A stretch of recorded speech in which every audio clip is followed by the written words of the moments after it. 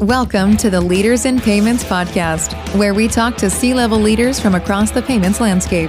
We'll be discussing the products and services that impact the payment space today, as well as trends and predictions for the future of payments. We will also hear stories from our guests about their journeys to the top. What I mean by create is never settle for the status quo. Right? We can always be thinking about what is a better solution? What is a more effective way to do things? I don't think innovation is an event.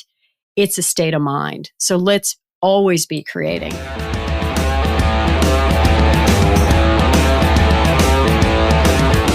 That was Talbott Roche, the CEO and president of Blackhawk Network, and I'm truly honored to have her on the show as our special guest on the 103rd episode of the Leaders in Payments podcast, especially as we're celebrating Women Leaders in Payments Month, sponsored by American Express. Talbott grew up in Richmond, Virginia, and attended an all-girls school from kindergarten through high school. She majored in economics at Stanford and was the first student to go to any college west of the Mississippi from her high school. She co-founded Blackhawk Network, which was at the time a subsidiary within Safeway. During a holiday season 20 years ago, they put 7 gift cards in the Northern California division of Safeway stores and did about $9 million in sales. Fast forward to now, and Blackhawk Network will do $26 billion this year in total load value across 28 countries. What a remarkable success story. Her guiding principles are simple: commit, create, and connect. Talbott has some very impactful phrases that she used during our interview, such as focus on action over perfection, turn a crisis into an opportunity, and know your own worth and ask for the opportunity. We've got an amazing episode ahead, so let's get started.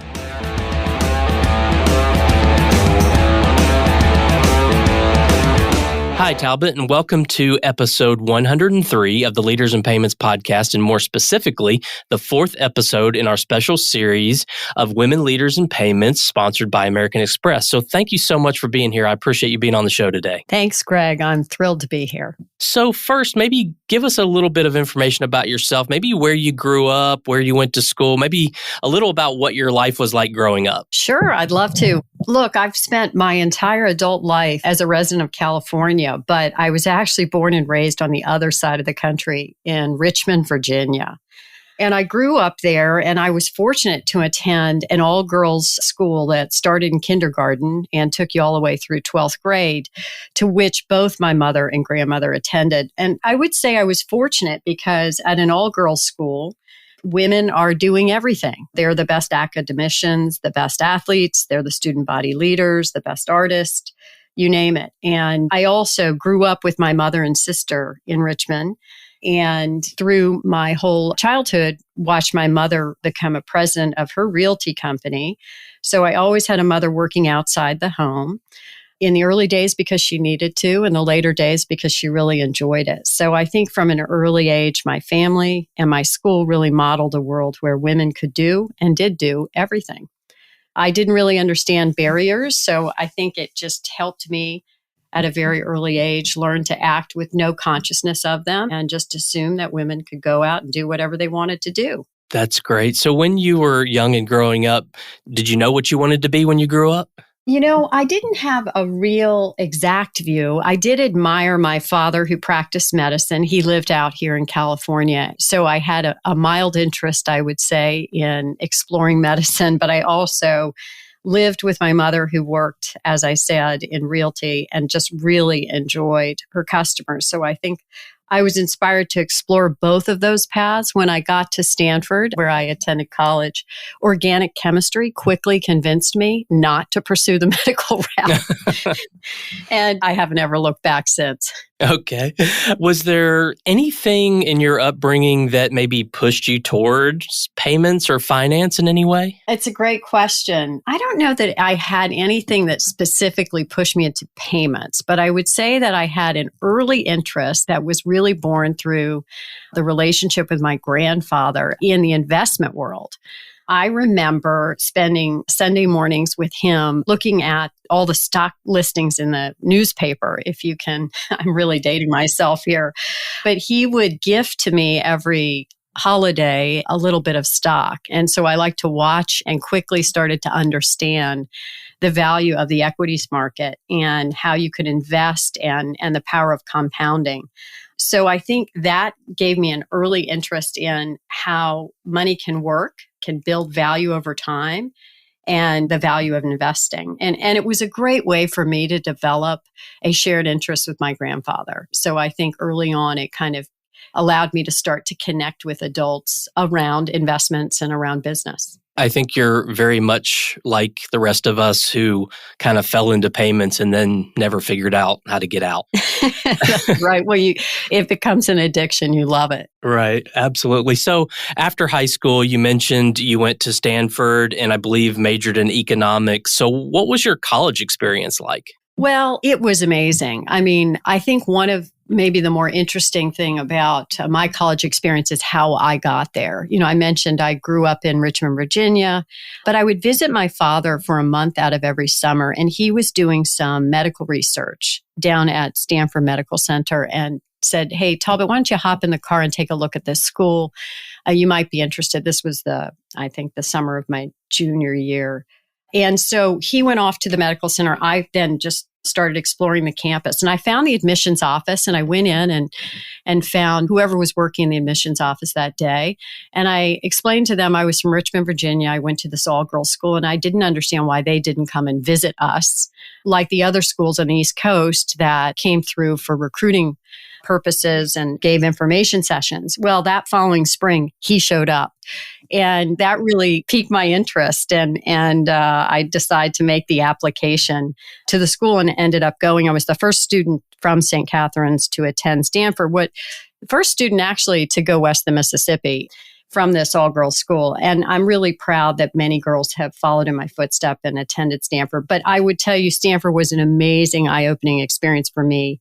First time I'd been in the classroom where there was men and women. And it was, but more importantly, I think being in California and having a focus on startups and entrepreneurialism, it really ignited in me an interest in business and really ignited in me an interest in innovation, which has been a cornerstone of my entire career. So I had a fabulous experience at Stanford. Okay. So after college, what was your very first job? Well, in college, when we first started looking at jobs, I got very interested in management consulting. And I think in part because at that stage of my life, I didn't know exactly what I wanted to do, but management consulting gave you an opportunity to kind of step into multiple types of business.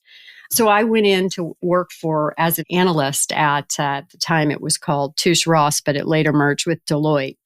And it was a management consulting practice. And I was fortunate enough to have one study that I worked on with the Clorox company. And I later jumped ship to Clorox to get into brand management because I really loved consumer-facing businesses.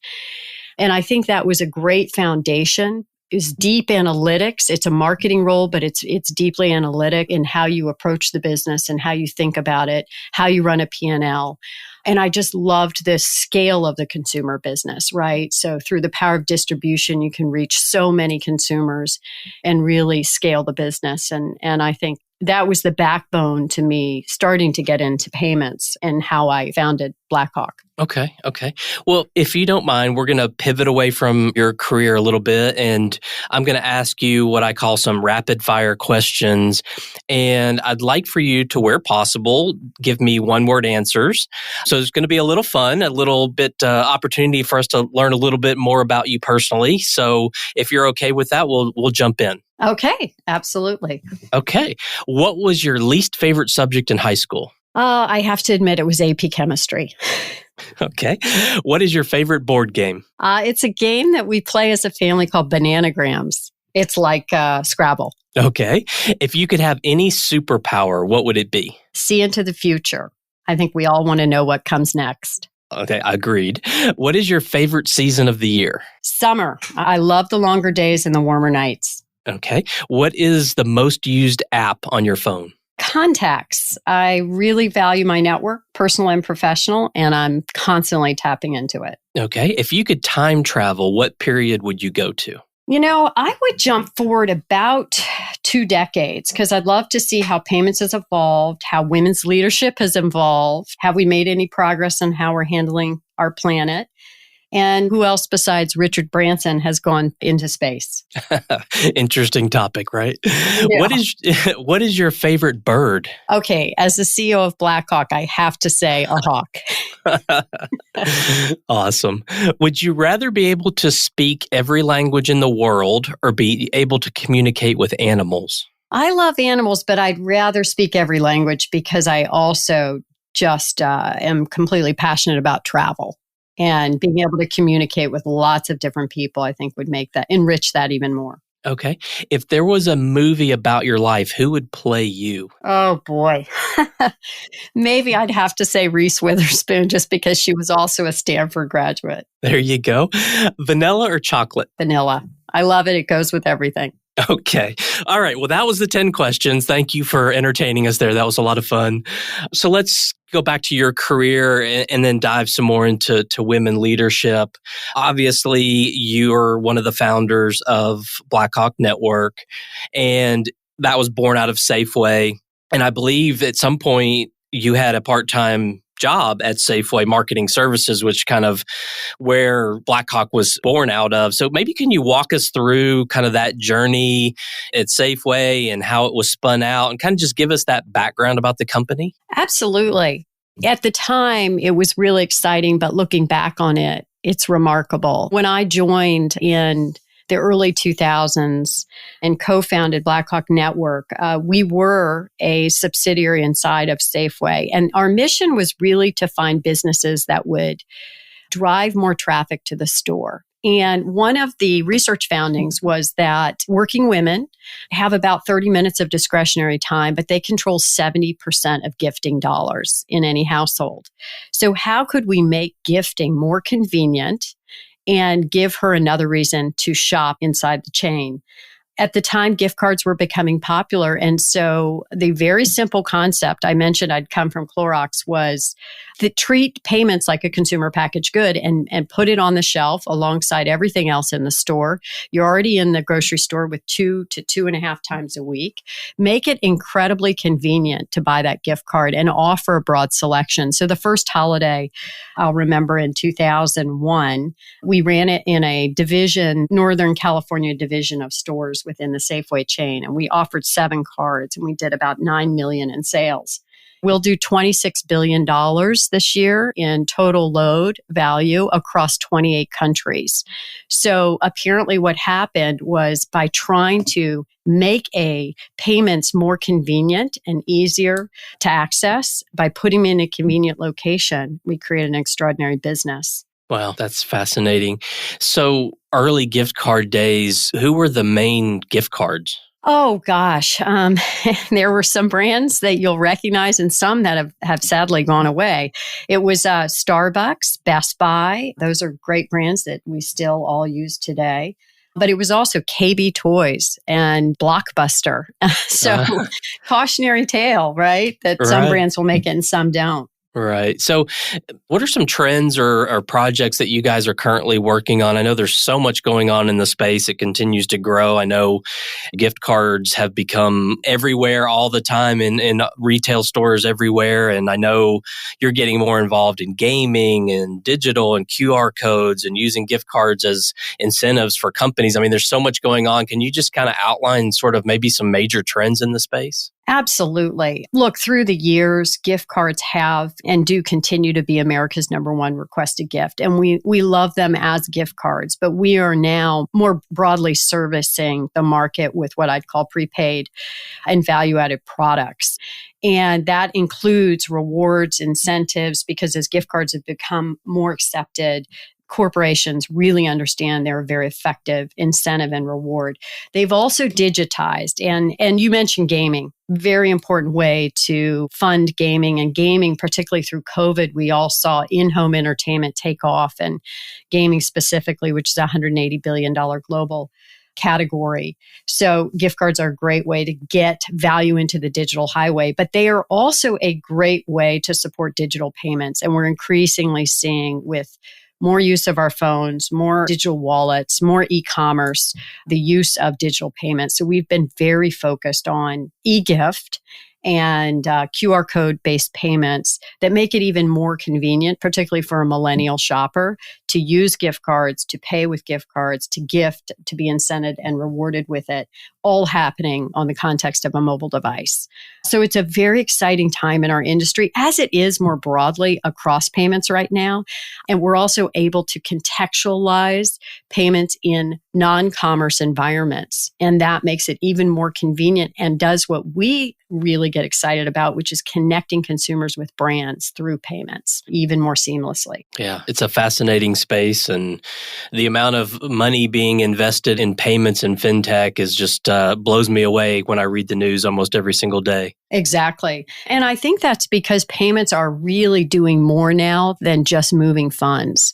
They really are acting as a platform for consumer engagement and connection. Yeah, absolutely. So you talked a little bit about founding the company, and then today you're the CEO and president. I think you were named CEO about 5 or 6 years ago. So maybe fill us in between when you started the company and maybe some of the roles you had, some of the functions, some of the learnings as a leader that you've had and grown over the course of the last 20 or so years. Absolutely. When I joined Blackhawk, or really co-founded it in the early days, I worked as a VP in business development, and I absolutely loved building those customer relationships. I then was promoted into an SVP role where I took on product and really understood product marketing and, again, the sales side of it, or business development side. I then stepped into a president role and took on the total P&L for the domestic piece of the business, which at that point was the vast majority of our business. And that was over 10 years ago. And during that time, we actually then also took the company public, spun it out of Safeway, and it became a standalone company, traded on the public market. I became CEO and sat in the chair as a public company CEO of Blackhawk for 3+ years. And then we also, right around that period, started to grow not just organically through our own innovation and expansion into new markets outside the US, but we grew inorganically through the acquisition of over 25 different companies that helped us diversify into the incentives market. So I had a lot of learnings about how to grow both organically and how to grow inorganically. And then I took the company private. And the reason for that was for us to streamline all of the systems and operations associated with the acquired assets so that we could become a more efficient operating model and scale our business globally into more markets, which we now operate in 28 markets. So what's been exciting about that journey has been there's been new lessons, new experiences and learnings and skills that I've needed to acquire in each of those roles. And that's really what has kept me so excited and passionate about the organization is we never stop growing. We always are focused on what's next. How do we advance the solutions that we have in the market to better meet the needs of our consumers? And how do we grow our enterprise? And so I'm very proud of what the company has accomplished. And I've been so excited to be a part of it along the way. Hey, this is your host, Greg Myers, and I'd like to take a quick minute to thank American Express for being the sponsor of the Women Leaders in Payments Month. American Express is a globally integrated payments company that provides customers with access to products, insights, and experiences that enrich lives and build business success. Again, thank you, American Express. And now back to the show. It's obvious you've been very successful in your career. So what would you say are some of your guiding principles? Yeah, that's a great question. I really think it's pretty simple. I would sum it up by saying commit, create, and connect. What do I mean by that? Commit. There's only about one flavor I understand in terms of committing. It's 150%. I believe that when you're in something, you're in it 150%, which means you're going to give everything you have to it and you're really passionate about what you do.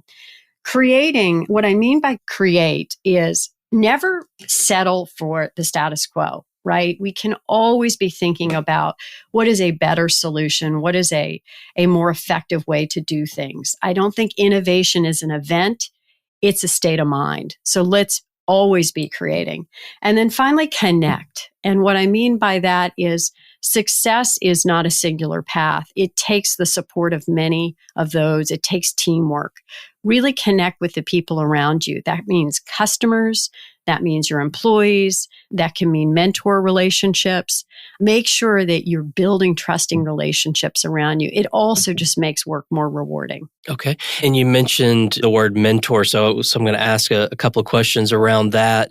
Who inspired you along the way? That's sort of the first part of the question. And why did they inspire you? And then the second part is, do you have mentors today? And did you have mentors and do you have them today? So sort of two parts, one about inspiration and one about mentorship. Yeah.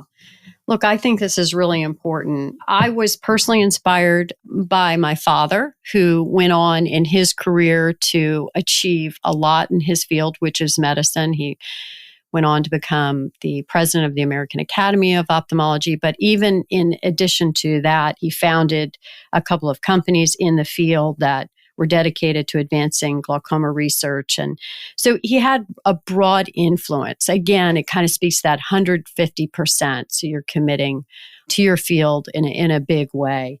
And I think that I always found that inspiring. He also developed a very broad network of people who had tremendous affection and respect for him. And I think so he not only achieved a lot, but he's still with us. So, and he did a lot of good along the way.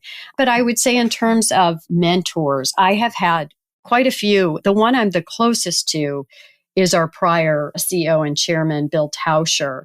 He was a former leader at Blackhawk, but had many other successes as CEOs, starting early in his career of different companies. And I just enjoyed a very trusting, open relationship with him, great exchange of ideas, partnership, somebody whose judgment I still count on today. And I'm happy to call both a professional mentor and a friend. Okay.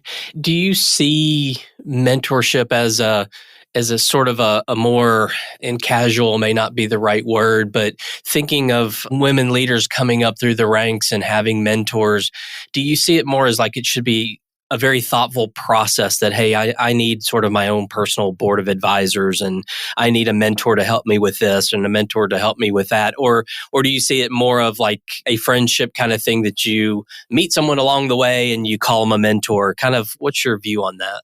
It's a good question, Greg. And what I would do is not force anybody to choose one or the other, but pick what works for you. However, have a mentor. Right. So if you're more comfortable doing it through a formal framework, that's great. Go ahead and engage that way. There's many women's networks that actually I participate and Blackhawk participates in where formal mentorship is available. And that may be more comfortable depending on how you approach it. I have always organically developed great relationships with people on my board, with people in the field and in the industry and or people I've worked with. That's been comfortable for me. I think it's less important how you do it. It's more important that you do it. Because look, all of us succeed by leveraging the experience and the judgment and the insights that those who've come before us can share. It's an incredibly valuable asset. So I don't know why people wouldn't tap into it. I also personally find it very rewarding to have great relationships in my work environment and to have these trusting relationships where you really can bounce ideas off. It just makes you better. This idea that you have all the answers coming in, nobody does, right? So why not leverage the benefit of those who have other experiences or more experiences? And I don't think it matters how you do that. Right. It reminds me of the saying, and I might butcher it, but you can go fast alone or you can go further together, something like that. Yeah. I think that's true. I think great things are generally accomplished through great teamwork. And the people who aren't afraid to ask for insights or to just naturally develop those relationships tend to also uncover new opportunities for themselves as well through those relationships. So I think it's more than just the insights. It's also just access to more experiences. Sure. So what is one characteristic that you believe every woman leader should possess? Oh, okay. So confidence. Confidence. And what I would say is if you don't have it, learn it. And I think this is harder for women because they tend to be harder on themselves, right? So if they look at a new opportunity, there's been studies done on this, where let's say they have 8 of the 10 characteristics or skill sets required for the job. They'll focus on the 2 rather than focusing on the 8 and say, I'm not qualified. Whereas on average, a man's more inclined to say, I have 8, I'm qualified. Have the confidence that you are smart and through hard work will figure things out as you go. You don't have to have everything figured out in advance of leaning in. Another way of saying that is focus on action over perfection, right? There's no need for everything to be ticked and tied to get started. It's more impactful to act than to wait until you have everything figured out. Right. I think that's great insights there. What do you personally do to ensure that you're continuing to grow and developing as a leader? Well, I think I shared with you that I keep pushing Blackhawk to do more. There's new chapters of growth that we've gone through. I have to put myself in an uncomfortable position to grow, right? You always want to be doing things that make you a little uncomfortable. So if that's learning how to do acquisitions, learning how to do a transformation after having done those acquisitions, recruiting new talent to the team, always push yourself to surround yourself with talent that is stronger than yourself. Right? Because you want to be around people who can teach you. So I think it's just pushing yourself outside your comfort zone and in whatever form or factor that takes. Okay. How do you think we're doing as an industry as far as having female leaders in major, doesn't have to be major roles, but just in leadership positions in our industry? How do you think we're doing? And thinking back, you've been in the industry for a while, and have we improved, and what should we be doing to get better? I'm a little uncomfortable that I get attention as being a CEO of a fintech or technology company because I'm a woman. It's still too rare. We need to be doing better than we're doing today. I see so much talent around our industry, female talent. And I think it's going to come from all of us continuing to pull up other women around us, make sure that we are focused on diversity, not just gender diversity, in how we promote talent within our own organizations, and governance. More women on boards is critical because it sets the stage. It says to the organization, we value women's leadership at the highest levels. And I think it's going to take putting more women on boards, which we're actively doing. I see the industry doing that. All industries are doing that. But until that becomes more common practice, I think we're still going to have deficits. So I wouldn't say that the payments industry is a standout in doing this. I wouldn't say any technology industry is, right? We've had a lot of attention because our senior leadership team, when you look at gender and ethnic diversity, 60% is diverse. So that's unusual in the payments industry. And I wish it wasn't so exceptional. Yeah. I think there are a lot of female leaders in sort of I would say, VP level and a lot of up and coming stars in the industry. If you could kind of just step back and give some broad advice to them to say, what would your advice be to help them get to the next level, to be successful? It's a question that we talked a lot about. I did a series on diversity and inclusion, and we talked a lot about sort of that level of employees sometimes are overlooked. So I'm curious, what would you tell that sort of tier of employees, specifically the women leaders in that kind of tier? What advice would you give them to help them be more successful? It's a really good question. When I look back through the years, the biggest breakthroughs have come from one of 2 things. One is resilience. And what I mean by that is when you face some kind of challenge in your career or in your business, or maybe in your personal life and career balance, look at that challenge, try to reframe any crisis as an opportunity, right? If you become overwhelmed by the challenge, you're not going to be as effective. If you look at it as an opportunity to do something different, to find a solution, to create new value, to overcome that challenge, you will set yourself apart. So a crisis isn't always a bad thing. It's an opportunity to shine. The second is know your own worth and ask for the opportunity. Be proactive about it. Sometimes that's uncomfortable. to push yourself forward, but let people know you want more opportunity, and it will come to you faster. If people know you're a willing participant, you're raising your hand, you're saying, I want to jump in here, and to the ability that you can act at the next level.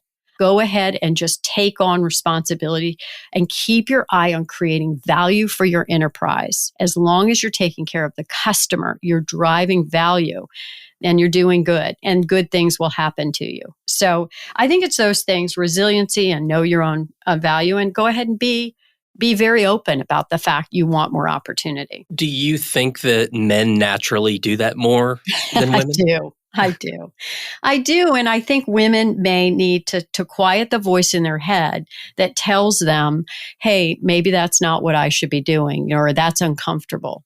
That doesn't matter, right? What you really are trying to do is create more value for your organization.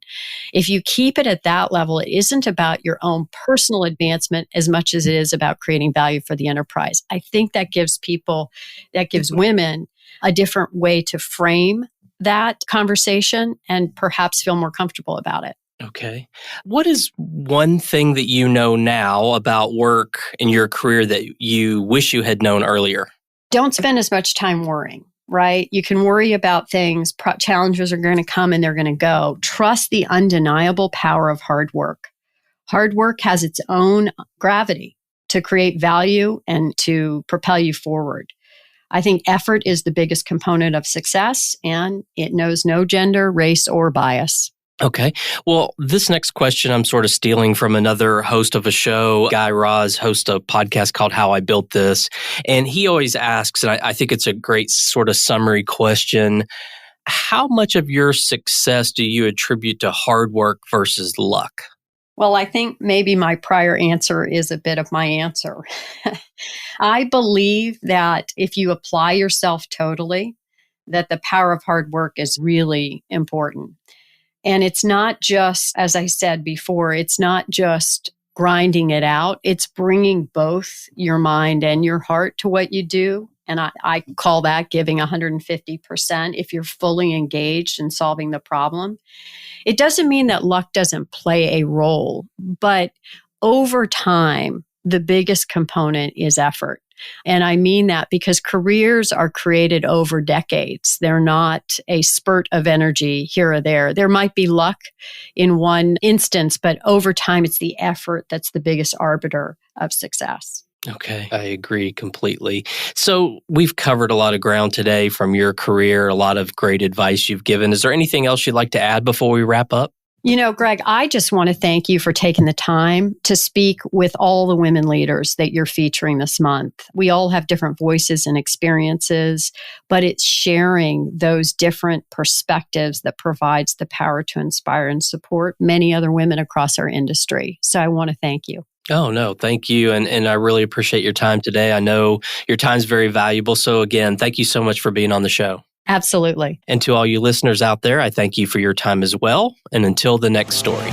Thank you for joining us this week on the Leaders in Payments podcast. Make sure you visit our website at leadersinpayments.com, where you can subscribe to the show and where you'll find our show notes. If you enjoyed listening, please share on your social channels as well.